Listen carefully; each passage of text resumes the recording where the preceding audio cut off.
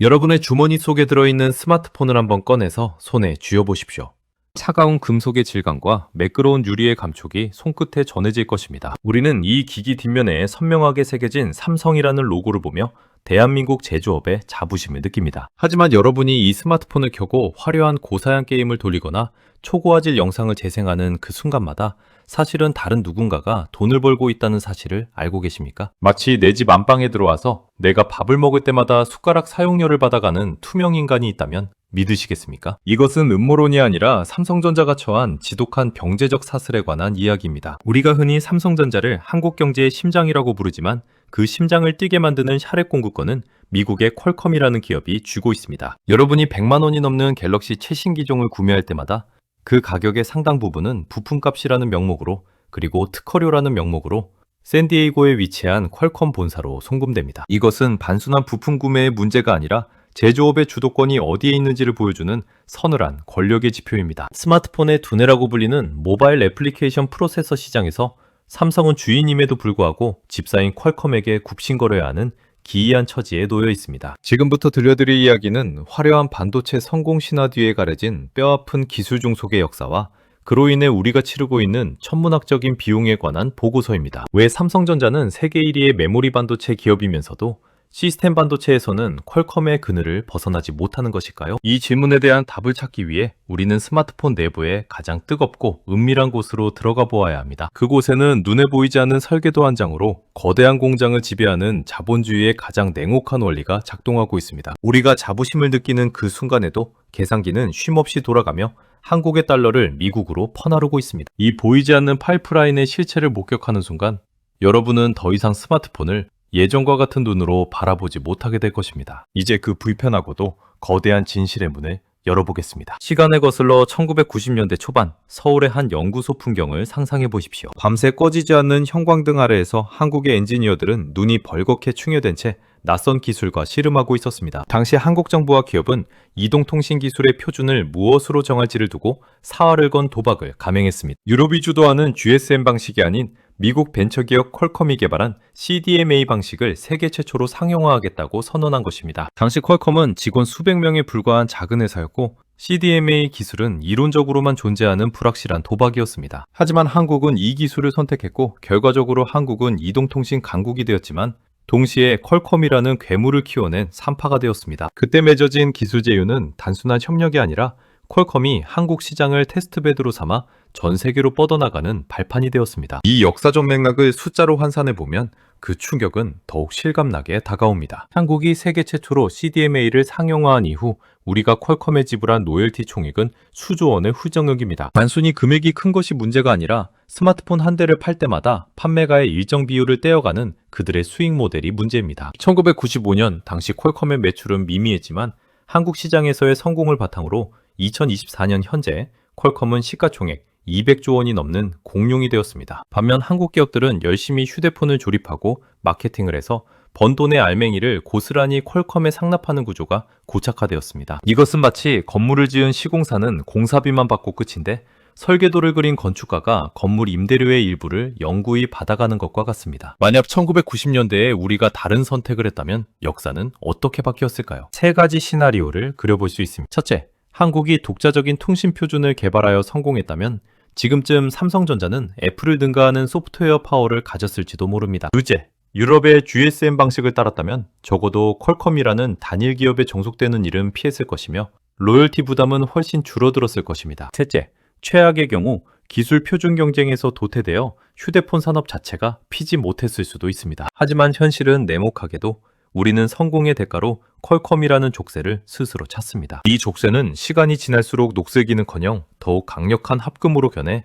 스마트폰의 핵심 두뇌인 애플리케이션 프로세서 시장까지 옥죄고 있습니다. 과거에는 통신칩 하나만 퀄컴에 의존했다면 이제는 스마트폰의 성능을 좌우하는 모든 핵심 부품이 그들의 손아귀에 있습니다. 이 거대한 흐름은 단순한 비즈니스 파트너십을 넘어 한국 경제가 가진 태생적인 한계, 즉 원천 기술 부재의 아픔을 적나라하게 보여줍니다. 우리가 공장에서 밤낮으로 기계를 돌릴 때 그들은 에어컨 바람이 시원한 사무실에서 특허 소송 서류를 검토하며 수익을 계산합니다. 이 불공평해 보이는 게임의 법칙은 사실 자본주의 경제학에서 가장 고도화된 부가가치 창출 방식입니다. 그리고 이 방식은 30년이 지난 지금 삼성전자의 목을 조르는 가장 강력한 무기가 되어 돌아왔습니다. 이제 현미경을 거대한 착취 구조가 작동하는 내부 메커니즘을 들여다보겠습니다. 정제학에서는 이를 패블리스와 파운드리의 비대칭 권력 구조라고 부릅니다. 팰리스, 즉 공장이 없다는 뜻을 가진 퀄컴은 말 그대로 반도체를 생산할 공장이 단 한 평도 없습니다. 그들은 오로지 수천 명의 천재급 설계자들을 고용하여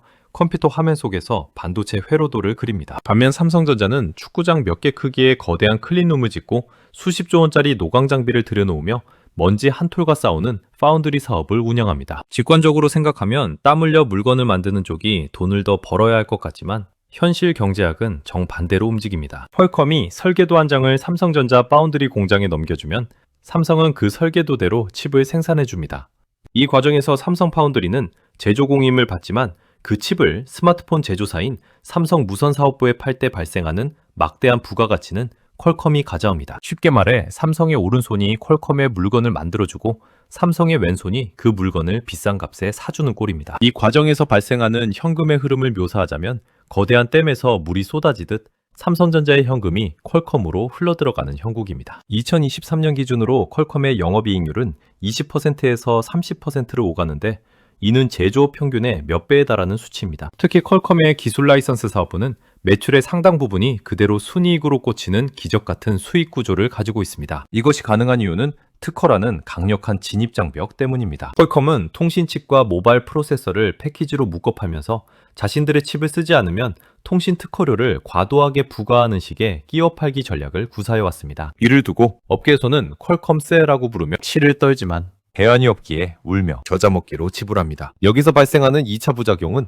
삼성전자의 자체 칩 개발 의지를 꺾는 악순환입니다. 삼성전자가 자체 개발한 엑시노스 칩을 쓰려고 해도 퀄컴의 통신 특허망을 피해가기 어렵고 성능 차이가 벌어지면 소비자들은 왜 같은 돈을 내고 성능이 떨어지는 폰을 써야 하냐며 반발합니다. 이 피드백 루프는 삼성 내부의 갈등을 유발합니다. 삼성의 스마트폰 사업부는 성능이 좋은 퀄컴 칩을 쓰고 싶어하고 삼성의 칩 설계 사업부는 자사칩을 채택해달라고 호소합니다. 이 내전의 승자는 언제나 퀄컴이었고 그럴 때마다 삼성의 시스템 반도체 경쟁력은 조금씩 갉아먹혔습니다. 데이터를 통해 이 잔인한 현실을 비교해보겠습니다. 지난 5년간 삼성전자의 시스템 반도체 투자비는 100조 원에 육박하지만 퀄컴과의 기술 격차는 오히려 벌어졌다는 평가를 받습니다. 돈을 쏟아부어도 따라잡을 수 없는 이유는 기술의 축적 속도보다 시장의 변화 속도가 더 빠르기 때문입니다. 퀄컴은 전 세계 모든 안드로이드 폰 제조사로부터 얻은 데이터를 바탕으로 설계를 최적화하지만 삼성은 갤럭시라는 한정된 생태계 안에서만 데이터를 얻습니다. 이 데이터의 비대칭성은 결국 칩의 성능 차이로 이어지고 이는 다시 시장 점유율 하락이라는 결과로 돌아옵니다. 마치 메비우스의 띠처럼 탈출구가 보이지 않는 이 구조 속에서 삼성전자는 제조업의 한계에 직면해 있습니다. 공장을 돌리는 자가 설계를 하는 자를 이길 수 없다는 21세기 경제학의 냉혹한 명제가 바로 여기서 증명되고 있습니다. 하지만 진짜 문제는 단순히 돈을 뺏기는 차원을 넘어 기술적 자존심마저 무너져 내린 구체적인 사건들에 있습니다. 이제 시선을 거시적인 돈의 흐름에서 미시적인 반도체 칩 그 자체로 옮겨보겠습니다. 스마트폰의 심장이자 두뇌인 애플리케이션 프로세서, 즉 AP 전쟁의 최전선으로 여러분을 안내합니다. 삼성전자는 엑시노스라는 자체 브랜드를 통해 독립을 꿈꿨습니다. 과거 갤럭시 S2 시절만 해도 엑시노스는 퀄컴의 스냅드래곤을 압도하는 명품이었습니다. 그러나 기술의 난도가 높아지면서 미세 공정의 발열을 잡는 것이 신의 영역에 가까워졌습니다. 여러분이 고사양 게임을 할 때 손바닥이 뜨거워지는 현상은 단순한 불쾌감이 아니라 칩 내부에서 전자가 맹렬하게 충돌하며 비명을 지르는 소리입니다.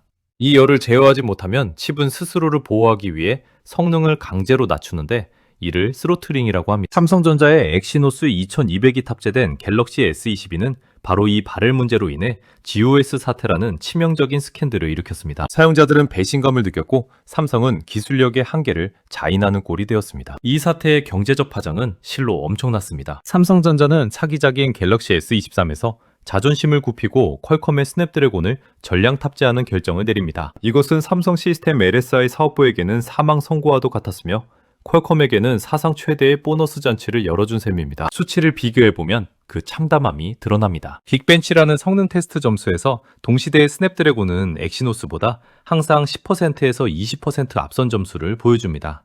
이 20%의 차이는 게임 프레임이 끊기느냐 마느냐, 배터리가 하루를 가느냐, 반나절 만에 죽느냐를 결정하는 결정적인 차이입니다. 소비자들은 냉정합니다. 애국심으로 비싼 폰을 사주는 시대는 지났습니다. 같은 가격이면 더 빠르고 더 오래가는 폰을 원합니다. 이러한 소비자 심리는 삼성전자 무선 사업부로 하여금 같은 식구인 칩 사업부를 버리고 적장인 퀄컴의 손을 잡게 만들었습니다.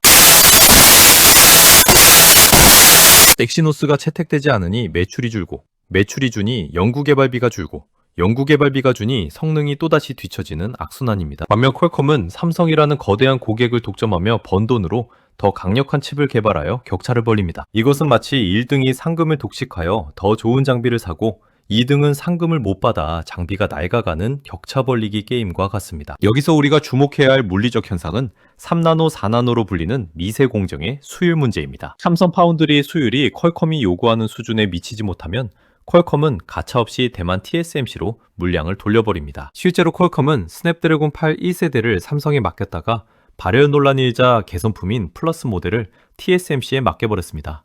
이는 삼성에게 이중의 타격을 입혔습니다. 파운드리 고객도 잃고 칩 경쟁력도 확인 사살 당한 것입니다. 이 기술 전쟁의 패배는 단순한 실수가 아니라 기초 체력의 저하를 의미하기에 더욱 뼈아픕니다. 우리가 들고 있는 갤럭시 폰이 뜨거워질 때마다 그것은 삼성전자의 기술적 식은땀이자 퀄컴이 거두어가는 수익의 열기임을 기억해야 합니다. 그러나 이 모든 패배의 기록 뒤에는 삼성이 숨기고 있는 혹은 아직 터뜨리지 않은 마지막 반전의 카드가 존재할지도 모릅니다. 여기서부터 이야기는 새로운 국면으로 접어듭니다. 삼성전자는 지금 GAA, 즉 Gate All Around라는 기술에 사활을 걸고 있습니다.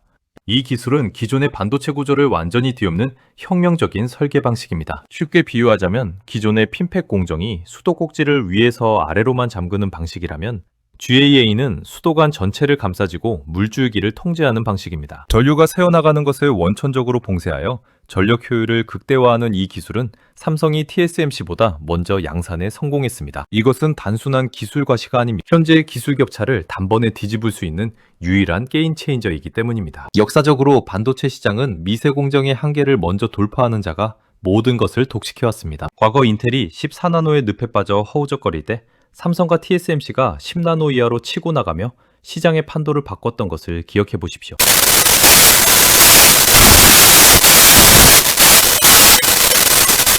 수율, 즉 불량품이 아닌 정상 제품이 나오는 비율이 아직은 기대에 미치지 못하고 있습니다. 공장에서 웨이퍼 한 장을 넣었을 때 절반 이상이 불량품으로 나온다면 그것은 생산이 아니라 돈을 태우는 행위입니다. 하지만 이 고통스러운 수업료는 미래를 위한 선결제일 수 있습니다. TSMC가 기존 방식인 핀펫을 고집하며 안정을 택했을 때 삼성은 위험을 무릅쓰고 신기술을 도입했습니다. 만약 2026년 이후 2나노 공정 시대가 본격화되었을 때 GAA 기술이 표준이 된다면 판세는 순식간에 역전될 수 있습니다. 퀄컴 입장에서도 TSMC의 가격 갑질에 지쳐 삼성이라는 대안이 절실히 필요한 시점이 올 것입니다. 실제로 퀄컴 경영진은 공식 석상에서 멀티파운드리 전략을 언급하며 삼성과의 재결합 가능성을 열어두고 있습니다. 이것은 삼성의 기술력이 회복되기를 기다리는 일종의 러브콜이자 TSMC를 견제하기 위한 고도의 심리전입니다. 우리가 보고 있는 현재의 패배는 어쩌면 더 큰 승리를 위한 웅크림일지도 모릅니다. 마치 높이 뛰기 선수가 도약하기 직전에 몸을 가장 낮게 숙이는 것처럼 말입니다. 하지만 이 도박이 실패한다면 그 대가는 상상을 초월할 것입니다. 수십조 원의 투자비가 공중분해되는 것은 물론이고 시스템 반도체 사업 자체를 접어야 할지도 모르는 절체절명의 위기입니다. 이 보이지 않는 전쟁터에서 삼성전자의 엔지니어들은 지금도 밤을 새우며 0.1%의 수율을 올리기 위해 현미경과 싸우고 있습니다. 그들의 손끝에 한국 경제의 미래가 달려있다고 해도 과언이 아닙니다. 그러나 기술적인 도박보다 더 근본적인 변화가 다가오고 있습니다. 바로 인공지능이 스마트폰 안으로 들어오는 온디바이스, AI 시대의 개막입니다. 지금까지의 스마트폰 경쟁이 누가 더 빨리 계산하느냐의 속도전이었다면 앞으로는 누가 더 똑똑하게 생각하느냐의 지능전으로 바뀝니다. 이것을 온디바이스 AI라고 부릅니다. 인터넷 연결 없이 기기 자체에서 인공지능을 구동하려면 막대한 양의 데이터를 순식간에 처리해야 합니다. 여기서 삼성전자가 가진 치명적인 무기가 드러납니다. 바로 세계 1위를 지키고 있는 메모리 반도체 기술입니다. 퀄컴은 연산장치인 프로세서는 잘 만들지만 기억장치인 메모리는 만들지 못합니다. 반면 삼성전자는 연산과 기억을 한 집안에서 모두 해결할 수 있는 전 세계 유일한 종합 반도체 기업입니다. 인공지능 연산의 핵심은 프로세서와 메모리 사이의 데이터 이동 속도입니다. 아무리 머리가 좋아도 기억을 끄집어내는 속도가 느리면 멍청해 보일 수밖에 없습니다. 삼성은 LPDDR이라는 초고속 모바일 디램을 프로세서 바로 위에 쌓아 올리는 패키징 기술에서 독보적인 경쟁력을 가지고 있습니다. 이것은 마치 뇌와 해마를 최단 거리로 연결해주는 것과 같습니다. 이 융합 기술이 고도화될수록 퀄컴의 단풍칩보다는 삼성의 통합 솔루션이 힘을 발휘할 가능성이 큽니다. 미래의 스마트폰은 단순히 앱을 실행하는 기기가 아니라 사용자의 의도를 파악하고 미리 행동하는 비서가 될 것입니다. 이때 필요한 것은 단순한 연산 능력이 아니라 저전력으로 끊임없이 데이터를 주고받는 메모리 중심의 컴퓨팅입니다. 삼성전자는 이 지점을 노리고 있습니다. 실제로 삼성은 메모리 반도체에 연산 기능을 넣은 PIM이라는 기술을 상용화하며 메모리의 반란을 준비하고 있습니다. 메모리가 단순히 저장만 하는 창고가 아니라 스스로 생각하는 공장이 되는 것입니다. 만약 이 시나리오가 현실화된다면 퀄컴이 주도하는 프로세서 중심의 질서는 무너지고 삼성 주도의 메모리 중심 질서가 새로 생겨날 것입니다. 하지만 퀄컴도 가만히 당하고만 있지는 않습니다. 그들은 NPU, 즉 신경망 처리 장치 기술을 대폭 강화하며 인공지능 전용 칩 시장을 선점하려 하고 있습니다. 결국 이 싸움은 누가 먼저 인공지능 시대의 표준을 장악하느냐의 싸움입니다. 우리가 매일 쓰는 갤럭시 폰 안에서 삼성의 메모리와 퀄컴의 두뇌가 서로 주도권을 잡기 위해 치열한 신경전을 벌이고 있는 것입니다. 이 보이지 않는 전쟁의 승자는 소비자가 더 똑똑해진 폰을 손에 쥐는 순간 결정될 것입니다. 그리고 그 승자가 누가 되느냐에 따라 한국 경제의 성적표도 달라질 것입니다. 우리는 지금 폭풍 전야의 고요 속에 서 있습니다. 앞으로 2년 내에 삼성전자가 맞이할 미래는 다음 3가지 중 하나가 될 것입니다. 첫 번째, 최상의 시나리오는 3나노 GAA 공정의 수율이 극적으로 안정화되고 엑시노스가 부활하는 경우입니다. 이렇게 되면 삼성은 퀄컴에 대한 의존도를 50% 이하로 낮추고 가격 협상력을 회복할 수 있습니다. 퀄컴은 울며 겨자 먹기로 칩 가격을 인하하거나 삼성 파운드리에 물량을 맡겨야 할 것입니다. 갤럭시 스마트폰의 가격 상승세도 꺾이고 소비자들은 더 저렴한 가격에 고성능 폰을 쓸 수 있게 됩니다. 이 경우 삼성전자의 주가는 다시 한번 정고점을 뚫고 한국 경제 전체에 훈풍이 불 것입니다. 두 번째 최악의 시나리오는 수율 확보에 실패하고 엑시노스 프로젝트가 폐기되는 경우입니다. 이렇게 되면 삼성은 시스템 반도체 사업을 포기하고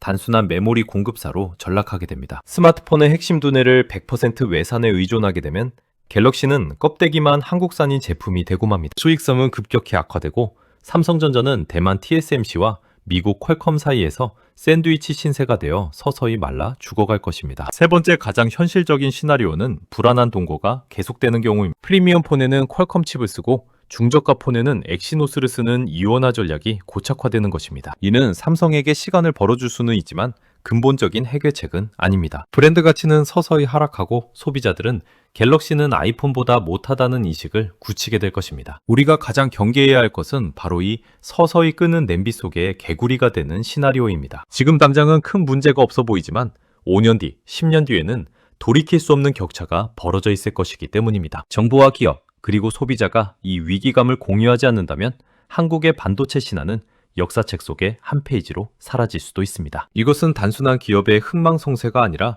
대한민국 산업 생태계 전체에 생존이 걸린 문제입니다. 이제 스마트폰을 다시 한번 손에 쥐어보십시오. 이 작고 차가운 기계 덩어리가 단순한 통신 도구가 아니라 전 세계 자본과 기술이 충돌하는 거대한 전쟁터임이 느껴지십니까? 삼성전자와 퀄컴의 관계는 오늘의 동지가 내일의 적이 되고 오늘의 갑이 내일의 을이 되는 네모칸 비즈니스의 축소판입니다. 우리가 이 이야기에서 얻어야 할 교훈은 명확합니다. 영원한 1등은 없으며 기술 주권 없이는 경제 주권도 없다는 사실입니다. 삼성전자가 메모리 반도체 1등이라는 달콤한 꿈에 취해 시스템 반도체라는 더 큰 파도를 놓친다면 그 대가는 우리 모두가 치러야 합니다. 우리의 월급 통장이 얇아지고 국가의 경쟁력이 떨어지는 것은 먼 남의 나라 이야기가 아닙니다. 지금 이 순간에도 샌디에이고와 수원, 그리고 대만의 신주에서는 총성 없는 전쟁이 벌어지고 있습니다. 소비자로서 우리는 현명해져야 합니다. 단순히 브랜드만 보고 환호할 것이 아니라 그 안에 들어있는 기술의 가치와 원산지를 꼼꼼히 따져보는 안목을 가져야 합니다. 기업에게는 더 가혹한 혁신을 요구하고 정부에게는 미래를 위한 과감한 투자를 촉구해야 합니다. 결국 이 거대한 드라마의 결말을 쓰는 것은 퀄컴도 삼성도 아닌 바로 우리들의 선택입니다. 우리가 어떤 제품을 선택하고 어떤 가치의 지갑을 여느냐가 시장의 판도를 바꾸는 나비 효과가 될 수 있습니다. 오늘의 이야기가 여러분이 세상을 바라보는 해상도를 한 단계 높여주었기를 바랍니다. 보이지 않는 것을 보는 힘, 그것이 바로 경제를 이해하는 첫걸음입니다. 이 치열한 기술 전쟁의 최전선에서 들려오는 다음 소식이 궁금하시다면 지금 바로 구독 버튼을 눌러주십시오. 더 깊고 날카로운 시선으로 세상의 이면을 파헤쳐 드리겠습니다.